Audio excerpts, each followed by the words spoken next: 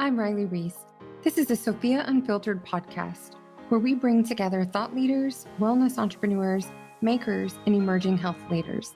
We're here to have raw, unfiltered conversations because sharing your stories has the power to change lives, help others heal, and transform the way we take care of ourselves.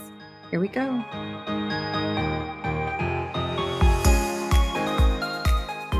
Hello and welcome back to another episode of Sophia Unfiltered. Today we are honored to be sitting down to talk to Mike Samar. He is a psychotherapist, business owner, and an Air Force veteran. Mike, thank you so much for being here with us today. Thanks so much for having me. I really appreciate it. We always like to start off every episode with a super simple question, just so our listeners get to know a little bit more about you. So if you wouldn't mind, tell us a little bit about your story and what led you into the field of health and wellness. Probably what led me into the field were my own personal struggles with addiction. When I got out of the Air Force, I was dealing with a pretty severe alcohol addiction coupled with a pretty nasty I was living in Columbus, Ohio at the time. I actually ended up in a situation where I was living out of a car. I had a Mercury Topaz, I think, at the time, and it was kind of a piece of junk. But nevertheless, it became my home and kind of hit my, as they say, rock bottom place. And at that point, out of desperation, I sought out some help and got some residential treatment. And after that, I followed it up with some different wellness practices. It became a big part of my life. So suppose it was those experiences after I got out of the service that kind of led me down the path of becoming a therapist myself and wanting to help other people under similar circumstances. But also, once I discovered different wellness practices, it was off to the races at that point. I fell in love with it. I feel like for most of us in the health and wellness arena, that tends to be such a relatable statement in the sense of like, once you start dabbling and experimenting with different things, it just is such an open door. It's like, oh, well, let me try this and let me try this. And you get really curious. And it's one of those things where it's like, wow, like if there is something helpful, I want to try it. And then I think it speaks so much to your character and soul where it's like, this not only was helpful for me and myself, but I want to be of service. And I know that so many of our listeners are veterans and that's such a relatable call to be of service to others. And when you transition from being in the service, active duty, reserve, into civilian life, there seems to be a loss of purpose. And I think that it's just so incredible that you were able to not only translate that into your own healing process and transition into the civilian world, but then that moment where somebody tries to bridge the gap between I can do this myself or I can rely on friends and family to that moment of self-awareness. I mean, like you described it in your story a little bit of like that rock bottom moment, that aha moment, that moment where you're like, something has to change. I know that what I'm experiencing is not how I want to continue to proceed. So if you could speak a little bit about that moment of self-awareness, not only for yourself, but what you've experienced with the people that you help so much. Yeah, that moment, it certainly, for me, was a moment, frankly, of desperation. I was in enough emotional pain, I suppose, to where I finally said, I've got to do something about this. And that's what it took for me. I do see that a lot with people I work with as well, where people just get to that place where they're kind of sick and tired of feeling sick and tired, and then you have that moment of reckoning with yourself, moment of clarity or whatever you want to call it, where it's like, man, there's got to be a better way. And then that internal motivation starts to build and ultimately leads to a decision to reach out and get some help and begin to explore and see what's out there.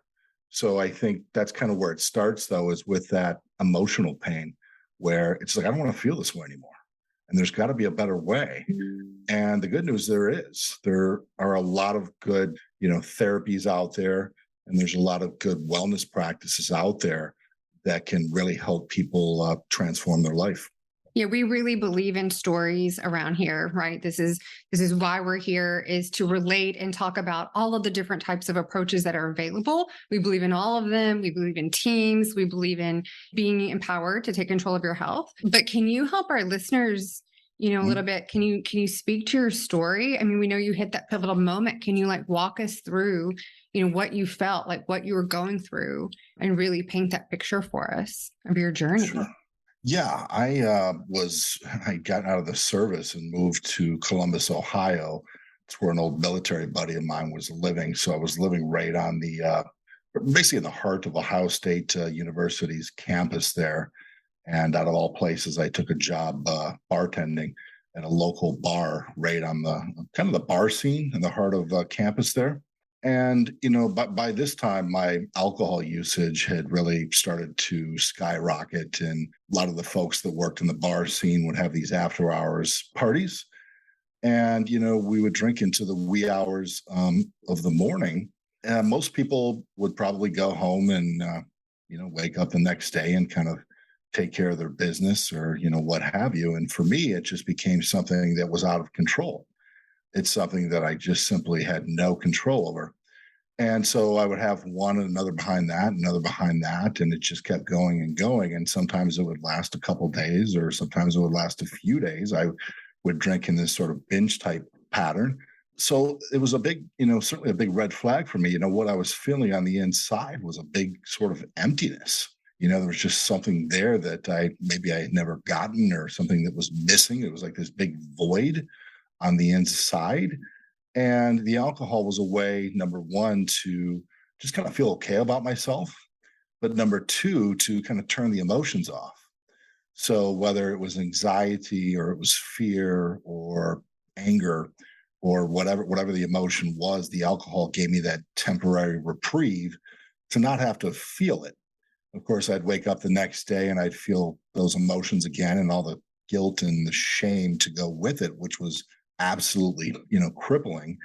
And it would just turn into that pattern where I would just, keep going. So it was a range of emotions for me. I think it was largely based on kind of fear. And I wasn't very good at interacting with people. My life had started to go down the tubes. I mean, I managed to keep that job for a little while. I'd stay at a place for 6 months or a year and maybe move on to another job after that. So I started to lose jobs. I just stopped showing up because of the drinking. Ultimately lost the place I was living at. My roommate had kicked me out because he was sick of the way I was conducting my life at the time. And that's what led to living out of my car. I made a desperate call to my parents in Ann Arbor, and I said, I have nowhere to go. After about 10 days of trying to, I'm going to the local, I think I had that time the gym was Bally's. So I had my gym membership where I'd go there and refreshing myself up every morning. I remember just kind of having this moment where I remember coming out of the Bally's gym and I opened my trunk and I threw my bag in there and I shut the trunk on my finger, and here I am standing. Could my luck get any worse than this, right? So kind of bandaged myself up. I called my folks and said, I need some help.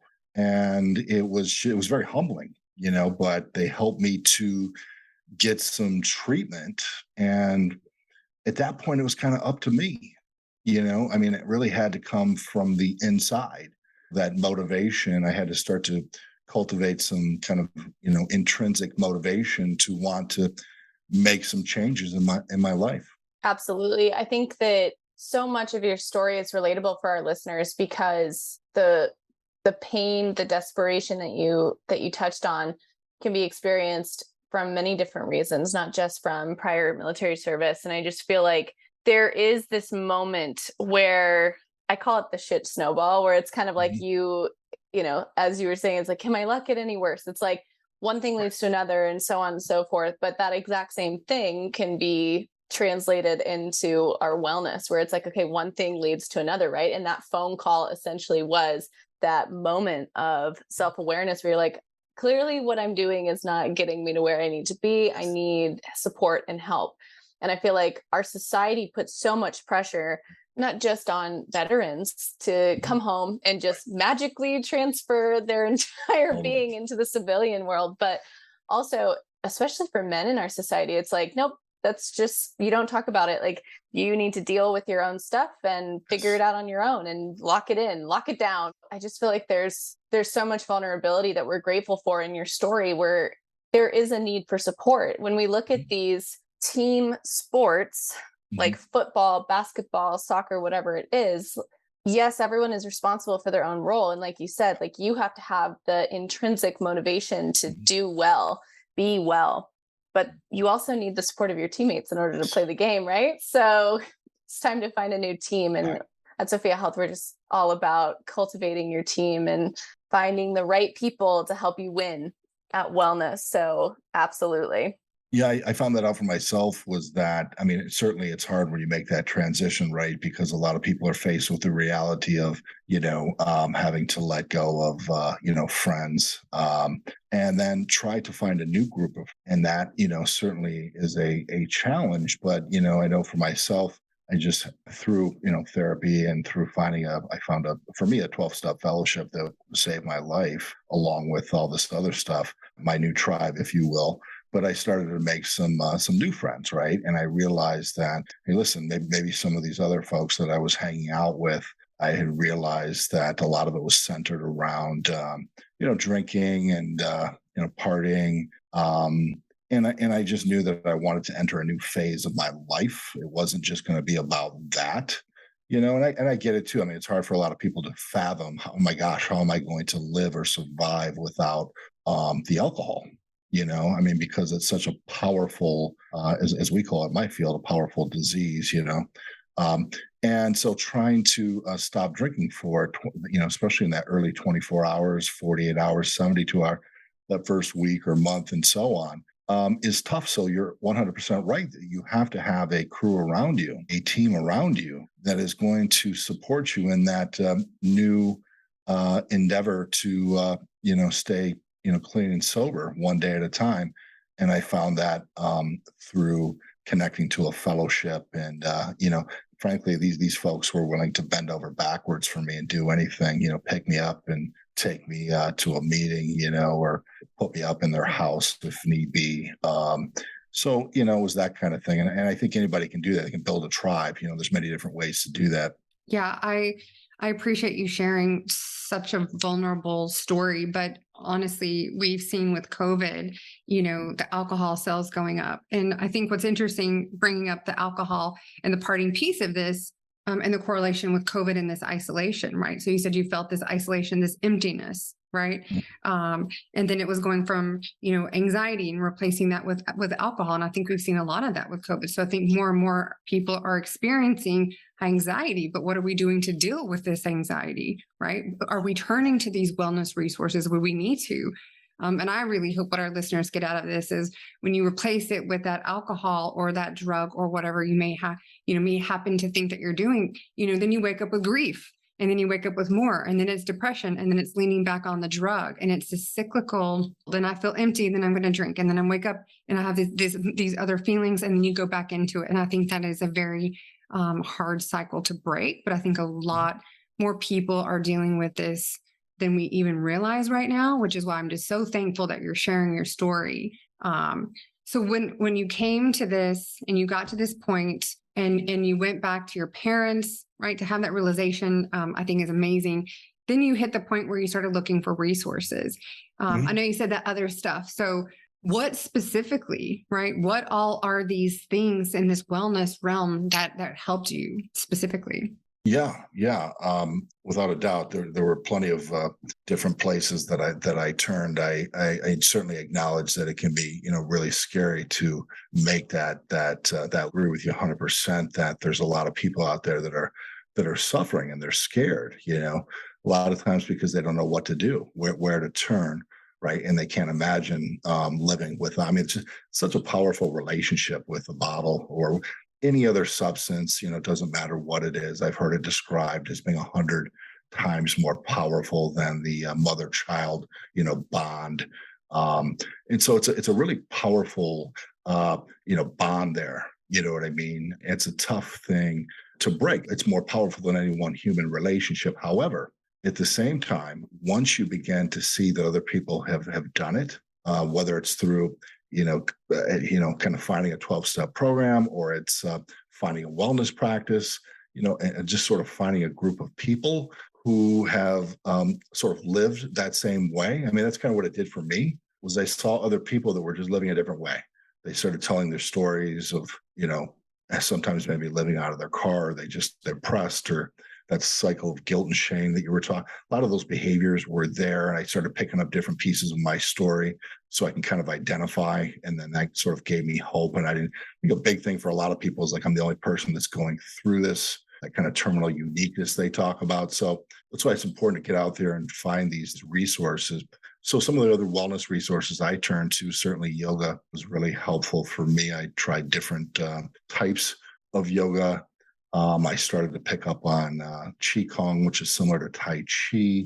That was super helpful for me. I mean, those were the two big ones for me, aside from mindfulness has always been a big part of my life. And then again, just trying to connect with a group of people who were positive and supportive. That's awesome. I mean, we love all of these different modalities, obviously on our platform, but I think what's really incredible when you're in that space of trying to look for this new community, people may not understand, but when you're in these classes, you're around this new community. You get this new built in from, even if it's just a one-on-one class of yoga, you're with an instructor who lives this life. Was that powerful for you? Not just the yoga and not just the modality itself, but this new community that comes with, we're running Tai Chi, Qigong, meditation, mindfulness classes. I mean, how was that experience meeting new people in the classes, not just your 12-step program? Yeah, which I think is even more important, like you said, these days with so many people feeling isolated, with COVID, it was particularly a difficult time, and we all got hit with this collective trauma, that really turned a lot of people's worlds upside down. Our routines were smashed and so on. So it's been really hard for a lot of people, and so that isolation, makes it really hard. So for me, when I started to connect with people, I mean, there's something to that, just making those personal connections, even if it's uncomfortable, right? It was uncomfortable for me in the beginning. I guess I would call it my field a little bit of social anxiety, but I think it's just a general uncomfortableness, being around people once you start to get out of that realm of being alone into being around people in general. But that's okay. I mean, just open up to it and embrace it, even if it's uncomfortable, because, the more that you're around people like that, whether it's your yoga instructor or some, positive folks in your class, or it's, some tribe somewhere that you've connected with some really positive, supportive people, you just start to want more, if you just take it that 124 hours at a time, and you recognize, look, whatever I did yesterday, if I kind of duplicate that today, you start feeling a little bit better, then a little bit better, and then you start wanting more of it and more of it. So the power of the group is an amazing thing. I mean, there's just power in numbers. When people get together, there's that collective wisdom of the group, if you will, that can really be, therapeutic. I literally couldn't agree more. And I feel like, especially when we're talking about being survivors of trauma in itself is isolating. And so you, as the victim of a trauma or the person who's experienced a trauma, tend to struggle to connect with other people because you're like, well, nobody knows my experience. Nobody's lived through what I've lived through. Yes, that is true.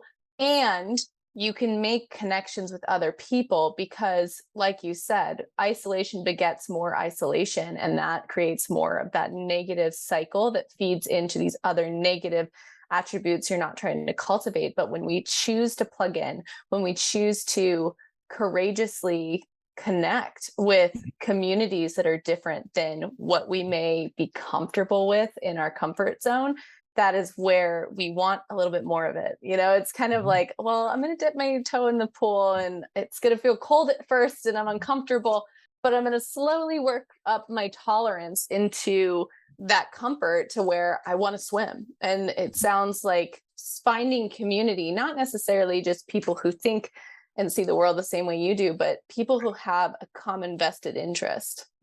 From all walks of life, it was a huge thing. So that's absolutely incredible. Yeah, no, I couldn't agree with you more. I like how you said, like you mentioned the word, courage to kind of courageously, walk through whatever it is that you're experiencing, because I mean, fear is going to come up, anxiety is going to come up. You just recognize they're hardwired emotions that we all have. And, typically what most of us do, and I'm sure I still do it from time to time, is we push back from it. We want to push it to I think we live in this sort of society of feel goodism. Bring me the happy, bring me the good, and we want to push away the yucky stuff. And it's like, the more we can open up to that full range and just acknowledge that it's there, I think that we tend to just adjust and do better. And I think overall we're happier. So sometimes, yeah, we have to courageously kind of, walk through that. And sometimes, yeah, I mean, it does take the person to, it's kind of, I guess it's more of a kind of a military saying, but a person to your left or a person to your right, right? Or another person in your class or a friend who's out there and who's been through it. I mean, sometimes, it can be helpful to have somebody like that, particularly if you're starting to feel down or doubt yourself, or you're wondering if it's not working, is to just connect with people. I mean, throw yourself into the middle of those things. And again, it might be uncomfortable, get phone numbers, reach out to people, make those personal connections. And because now you're starting to form sort of a, kind of a friendship, network of people who are going to be maybe calling you to see if you want to, do things and that sort of thing. And having those kind of connections with people can be really inspiring in both directions. Yeah, I agree. Like you mentioned the 9 core components, Will. Can you speak to that a little bit and how that helped you? Yeah, the 9 core components wheel is something that we put together at my practice. And I mean, there's other kind of variations of it, but it covers the 9 core components of wellness. And those would include things like movement. So just moving, doing anything, whether it's going out, walking up and down your street, or doing a few sit-ups, or some people get into high intensity work. I mean, just something, anything. Yoga certainly, I think, is amazing. But doing some form of movement, and then we talk about take care of your mental health and your medical, financial purpose. Community, get a tribe. Those are the main ones, but there's 9 in total. And I think it really is, the reason that we really came up with that is to really help people to see things from a whole person type of a viewpoint. I think a lot of times, we seek help, and, thank God for our medical model. I mean, that helped me in the beginning to get off of alcohol, and I've certainly turned to it for other things as well. But I think we have to be able to see the whole person, and I think we can't also forget about these other areas, because once you start to, let's say, if we're talking about alcohol, for example, if you're going to get off of that, right, like you've got to start replacing that with something else. So, for example, finding a purpose or a tribe, kind of what we call like a new path, so that's where the wellness wheel comes into play, is where we just kind of see the whole person instead of just the symptoms. Yeah, I like that. And the VA system now has adopted the whole health model concept, right? So this is taking into your physical health, your mental health, emotional and spiritual, and then looking at how we can solve some of these core components, right? So I can be physically healthy and fine today, but mentally I'm suffering and struggling. So I think the fact that they were starting to blend this model in and look at people, treating them as a whole, I think is where we need to be. And the entire medical system, understanding that this is, we don't exist in isolation, and our health should not be treated in isolation. What I do day to day affects my physical health, what I choose to do day to day, what I choose to eat, what I choose to say to myself. So all of it needs to be addressed. So I think it's pretty impressive that the VA is actually taking this whole health model. So it's great that you actually do this as well for your clients and patients. Yeah, I agree. I see a lot more hospital systems starting to adopt this kind of model. It's certainly great to see the VA doing it. I know when I was there, they had something called Plane Tree, which was basically this environment they were trying to create actually in the hospitals themselves, the VA hospitals themselves. So you might walk into a VA hospital and there could be somebody playing a grand piano, when you walk around, or they started to renovate, certain wards of the hospital where there might be a waterfall, just like a really pleasant, calming, because I think environment has a lot to do with it as well. You don't want to feel like you're walking into sort of an institutional space. My doctors told me before I have white coat syndrome. So anytime I see a white coat, my blood pressure, goes up a bit. So, one of the things we did with our space, our counseling center, was to create a really calming space where, you come in and we've got these little kind of lavender or lemon towelettes that you can kind of refreshen yourself with. We offer you a water, get some pleasant music playing, you come back there and usually my lights in my office are dimmed a little bit and there's some nice music playing, I mean, that type of stuff, really matters to helping people when they're walking through the door with the weight of the world, on their shoulders. You know what I hear from this is aromatherapy, sound therapy, and a little bit of light therapy and setting the mood. I mean, people, may not want to put a term on that, but that's what you're doing. I mean, you're bringing the different, elements in from the light, what you hear. It's you're touching on the senses the minute you walk in the door. And I think that, sometimes people think, oh, I don't need aromatherapy. That's woo woo, or that's, too much, or that's California, but you're using it in your practice. I mean, this is powerful. Like, this isn't just sit down and sip tea and go outside and take a break. Like, this is, take care of yourself. It's how we all take care of ourselves and change our moods. 100%. I mean, that was our intention, was to get people's five senses when they walk through the door. So certainly there was some aromatherapy going on too. I'd have it didn't matter who it was. Like I worked with sometimes, former, Michigan football players or even pro athletes, these tough guys, or special forces, these guys come walking through my door, and, we would kind of have a little conversation about it. And I would say, I know it seems a little woo, man, but this stuff, really works. And they would start digging it. They would start to really, sort of appreciate it. I might do some, emotional freedom check, some tapping or something with them. And it doesn't, matter who it is. I mean, like if it works, it works. And so most people tend to gravitate towards anything that is going to help them with their health and well-being. Yeah, I loved how you just threw out the EFT for a little bit. So understanding that all these modalities exist to help us day to day, I think is really incredible. Yeah, absolutely. 100%. Well, and I think it just speaks so much to what you mentioned previously, which is wellness. It cannot be compartmentalized. Like, it is a whole body, whole person experience. And our senses evoke and relate to different parts of our whole being. And so, if we have an aversion to a smell, there's probably a mental or an emotional reason for that, not just a physical. And I think that when we allow someone the freedom and the curiosity to explore these things that feel unfamiliar or that are new, or that they may be, questioning, like, oh, I don't need that for whatever reason, or like, that's not normal.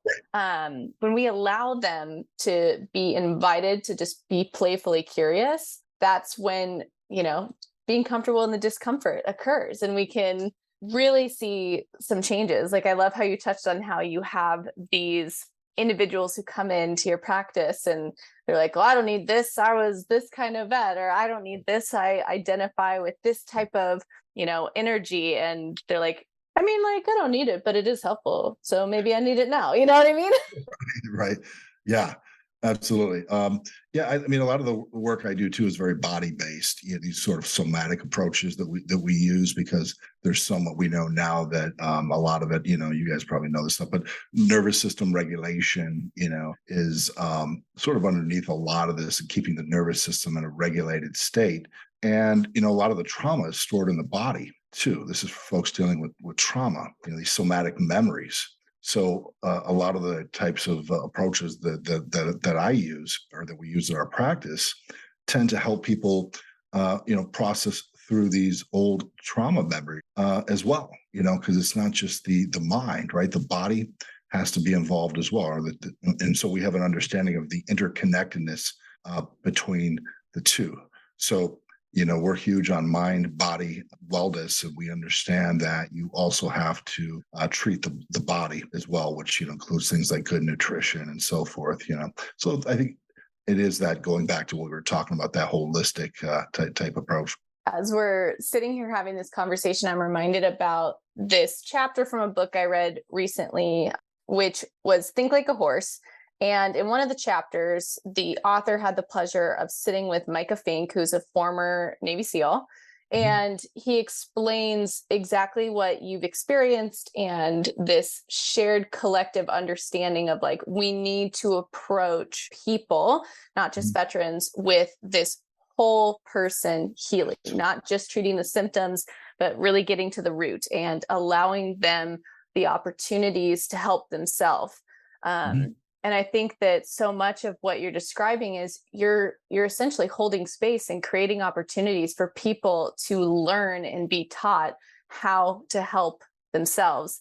And that makes a lot of sense because from your own personal story, you've experienced that firsthand. You had to learn how to help yourself from the different supports and resources that you engaged with. And so of course, it makes sense that you've naturally cultivated this environment that evokes the same thing of being of service to others, where you can give them an opportunity to learn how to help themselves and how to feel better and more well, as opposed to trying to compartmentalize wellness or like, approach it from this magic pill perspective. Yeah, no, that's a good point. I mean, a lot of times people are looking for the magic pill, or maybe they think I have a magic wand in my drawer. I make it clear that I don't have a magic wand in my drawer, unfortunately, but I do try to create that space, though.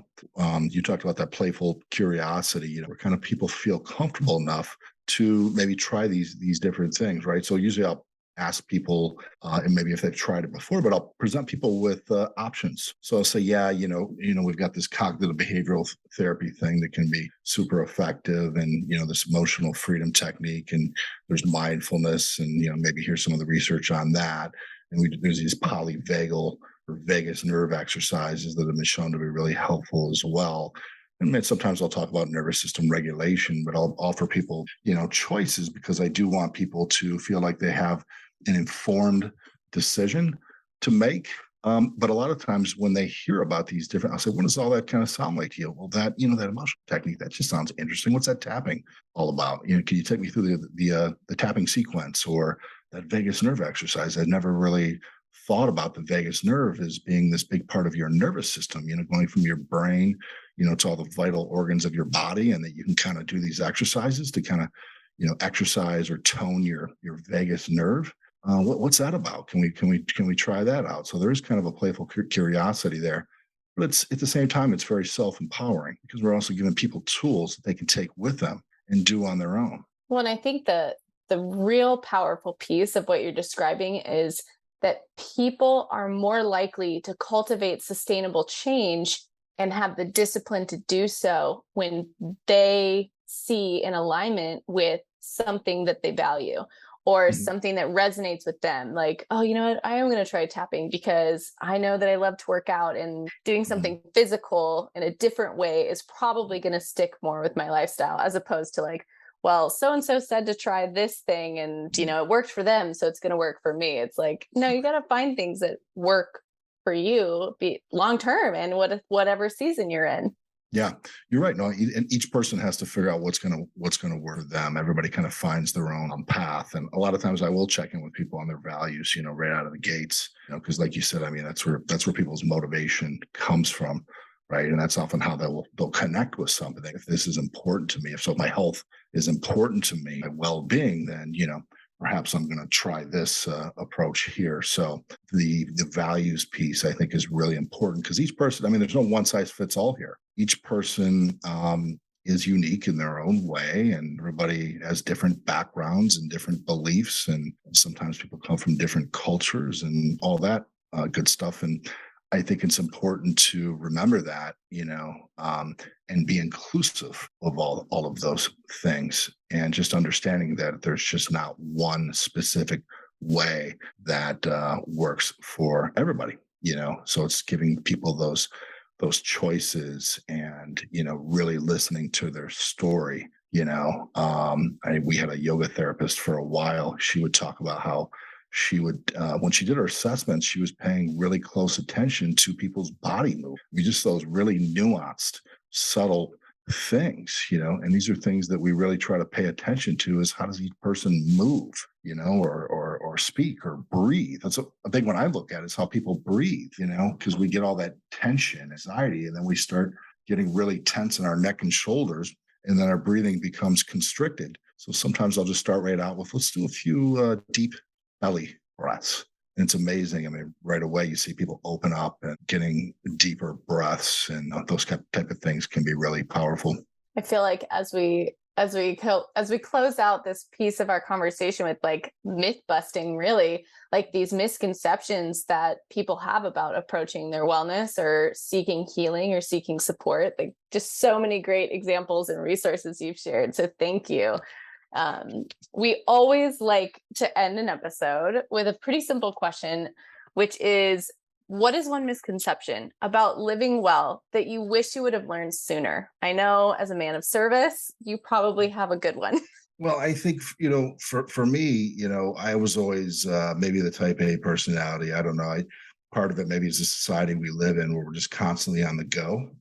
So I often would work in these different environments, kind of this high operational tempo kind of a thing. And, so even when I got out of the service, it was just always go, go, go. And I think a lot of time we're on this sort of automatic pilot. I think that goes for most of us. And so I wish I had, learned early on that it's okay to slow down and really enjoy these sort of moments of mindfulness, whether it's some type of a formal practice or more just taking in through the five senses. It's okay to be in that state of being sometimes, because that can be really nurturing to our body. There were times where I would get into really intense workouts and I, pull a hammy or something because I wasn't tuned into I feel something, maybe something felt a little strange, and I'd be like, whatever, just kind of push through it, next thing you know, I've got a tweaked hammy or something. And, I think it's important that we listen to our body and listen to our inner wisdom and what that is trying to, and listen to our emotions, because there's a lot to be learned from our emotions as well. And, the more that we can really enjoy those mindfulness, man, I mean, that can be really cool when we're in a relationship or we're with our family or we're with our kids. And, now we're picking up on these little nuances in the conversation that maybe we hadn't picked up before, right? So we're creating these wonderful memories as well. And I think that's a big one, for me, is I wish I had sort of, learned the mindfulness piece much sooner, because I think that it can be a really cool thing. I think that's great. I mean, lessons learned, telling the younger generations, come off of autopilot, like tune in a little bit with life and what's going on. I think that's awesome. Yep. Mike, for our Sophia Unfiltered listeners, if they want to connect with you, what social channels do you want people to use? Yeah, you could easily go to our website, which is www.mindwellness.health, or you can also find us on Facebook as well under Mind Wellness Counseling. Awesome. We really appreciate you being here with us and sharing your journey, your story, your tools, and your insights. And we just really appreciate your time and wisdom, insights. I really appreciate you guys having me on. It's been great.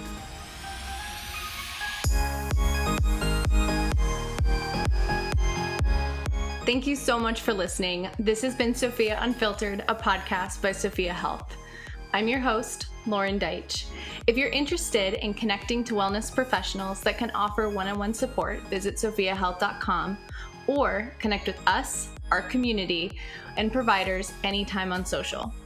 If this episode resonated with you at all, we'd love to hear about it in the comments section of your favorite podcast provider or with a 5-star rating. Let us know what your biggest takeaway was from the episode, or share it with someone you hope to inspire. Join us again next time for more real conversations, stories, and insights that help empower you with the knowledge and inspiration needed to transform the way we take care of ourselves.